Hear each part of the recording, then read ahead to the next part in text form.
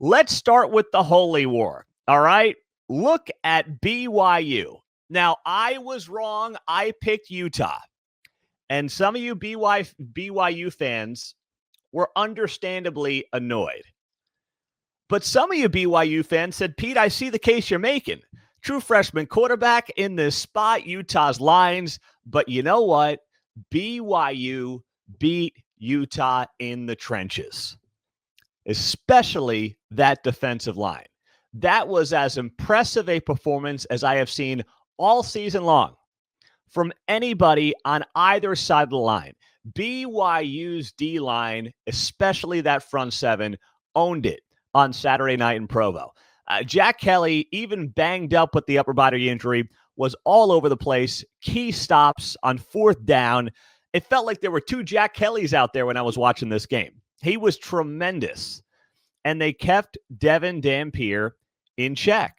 I thought Utah was going to have the better quarterback play. Utah did not have the better quarterback play.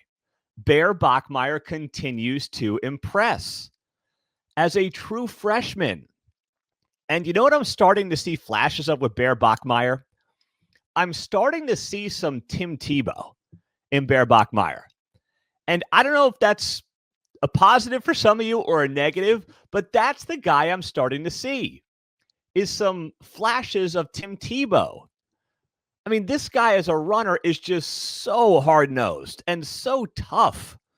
And when he's asked to throw the ball in a big game in a rivalry spot, he's pretty darn good at it. You're not going to look at the box score and be like, wow, Bear Bachmeier, 13 of 22, 166 yards and a touchdown. But he was good throwing the ball.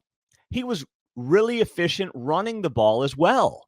A touchdown on the ground, once again, for Bear Bachmeier. This guy just continues to do what is asked of him. And it is so darn impressive to watch. And every week, I have a reason to think, well, he's going to come back down to earth, right? Big rivalry game, Utah's D-line. There's going to be something here that trips him up. Nope. Just doing his thing, looking like a young Tim Tebow. That's Bear Bachmeier, and that was him again on Saturday. Now, if you are a Utah fan, you have to be kicking yourself with the way this game went down. You do not leave points on the board. You just don't do it. To have a turnover on downs like Utah did in that second half, going for it on that 4th and 1. You're sitting there and you're, inside the 10, 15-yard line. You're sitting there and you are saying to yourself, you got to be kidding me. That was mind-numbing to me, that Utah would take that chance. I guess it was actually end of the first half, come to think of it, going through all these Big 12 games yesterday. End of the first half, to be sitting there on that 4th and 3 at the BYU 8. Not a 4.5 yard, a 4th and 3. When you had been getting pushed around a little bit in the trenches, and it only got worse as the game progressed. To not go into halftime with a tie game on the road in a rivalry matchup is something I will never understand from Kyle Whittingham. I know you want to take the chance, and if you're an underdog at home, I can somewhat understand taking that chance, but you were on the road as a favorite there. It didn't look like your offense, frankly, was going to be able to do enough to win you this game. This was a game that whoever was going to win it was going to win it somewhere around 20, 24 points. That's what it ended up being, of course. But at that point, I'm like, if you get to 20, you probably got to win in this game. And for Kyle Whittingham to leave those points on the board and to halftime just took a lot of momentum that they could have had away from this team. And I was shocked by that decision. And it really came back to bite him. And I still don't understand why, because it didn't look like Dampier was going to have a great night. He was struggling. He couldn't get, himself going personally. And it was something that just stood out to me. He had really had one big run the entire game, come to think of it. And it did not look like the offense was going to have a great night. So take the points Know your defense is playing well. Trust the defense to try to do something against a true freshman quarterback, but take those points, and they didn't do it. And it came back to bite them in a major way. But the story here is BYU and a defense that is playoff caliber, an offense that continues to, frankly, I think, find new wrinkles and be more creative and be better than last year's offense was. I mean, Jake Retzlaff, who? Jake who? Jake what? LJ Martin, just when you think, hey, he's due to have a slower game, doesn't. The offense piled up 200 rushing yards against Utah's defense. The receiving core, there were a couple of mistakes, but you get that speed of Parker Kingston. You get the size of Chase Roberts, his touchdown grab.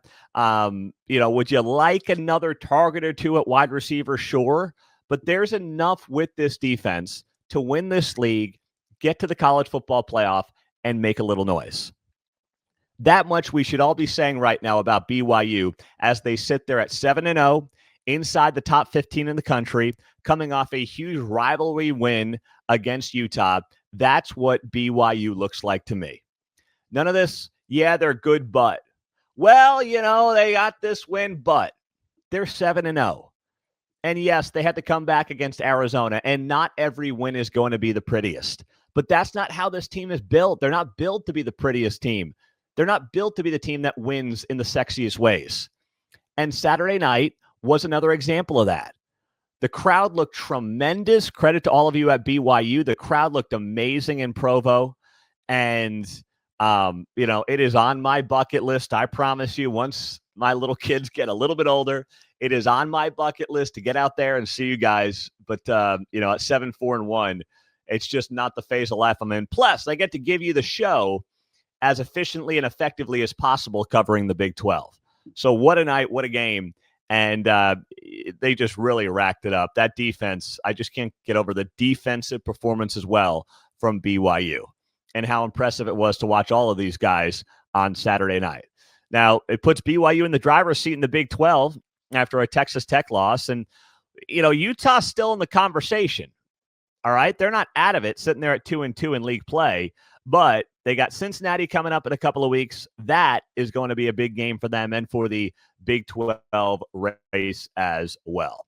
I'm Pete Mundo on Heartland College Sports. Make sure that you are subscribed right now to the channel. We appreciate you being here following us as we cover the entire Big 12.